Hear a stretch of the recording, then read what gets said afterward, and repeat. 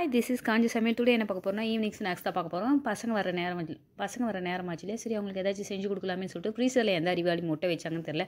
அதையும் நான் அறிவாளித்தனமாக எடுத்து என்ன பண்ணிங்கன்னா தூளெல்லாம் எடுத்துகிட்டு மஞ்சள் தூள், மிளகுத்தூள், அதுக்கப்புறம் தனி மிளகாய் தூள் 2 ஸ்பூன் அளவுக்கு பால் விட்டுண்டு நல்லா அடித்து எடுத்துட்டு அதிலே கொத்தமல்லி போட்டு எடுத்துட்டு அதுக்கப்புறம் ப்ரெட் வந்து பார்த்திங்கன்னா அதில் நல்லா முக்கி எடுத்துட்டு தோசை தவால இந்த பக்கமும் அந்த பக்கமும் நல்லா பொரிச்சு எடுத்துட்டேன்.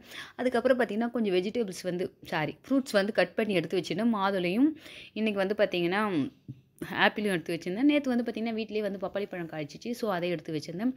அதுக்கப்புறம் வந்து இவங்க ரோஸ் மில்க் கேட்டாங்க. நான் அடிக்கடி ரோஸ் மில்க்லாம் கொடுக்க மாட்டேன், மாதத்தில் ஒரு முறை தான் கொடுப்பேன். எனக்கு அது மேலே பெருசாக இன்ட்ரெஸ்ட் இல்லை. சரி பசங்க கேட்டாங்களேன்னு சொல்லிட்டு அதை ஃபைனலாக வந்து கொடுக்கலாம். இப்போயே கொடுத்துட்டு அந்த பழத்தெல்லாம் சாப்பிட மாட்டாங்க, அதனால் ஃபைனலாக கொடுத்துக்கலாமே அவளை சந்தோஷப்படுத்துறதுக்காக ஒரே ஒரு 1/2 கிளாஸ் கொடுக்கலாம்னு சொல்லிட்டு ரெடி பண்ணி வச்சுருந்தேன். பசங்க ஈவினிங் ஸ்கூல் போகிறாங்க, மார்னிங் ஸ்கூல் போகிறாங்களே, ஈவினிங் வரச்சும் ரொம்ப டயர்டாக வருவாங்க. அவங்களுக்கு வந்து மதியம் சாப்பிட்றாங்களோ இல்லையோ இது போல் அவங்களுக்கு ஸ்நாக்ஸ் செஞ்சு கொடுத்தா அவங்களும் வந்து ஆசையாக ஸ்கூல் டியூஷன் எல்லாம் போவாங்க இல்லையா. ப்ளஸ் அவங்களுக்கு ஹெல்த்துக்கும் வந்து நல்லா ஃப்ரூட்ஸ் வெஜிடபிள்ஸ் இதெல்லாம் கொடுத்தா ரொம்ப நல்லது இல்லையா. அதுக்கப்புறம் காராமணி வந்து ஊற வச்சுருந்தேன். அது வந்து இந்த முளை கட்டி கொடுத்தா நல்லதுன்னு சொல்லுவாங்க இல்லையா. சரின்னு சொல்லிட்டு அதையும் முளை கட்டி எடுத்து வச்சுட்டு கொடுத்துட்டேன். தேங்க்யூ ஃபார் வாட்சிங். ஃபைனலாக ரோஸ் மில்க் கூட முடித்தேன்.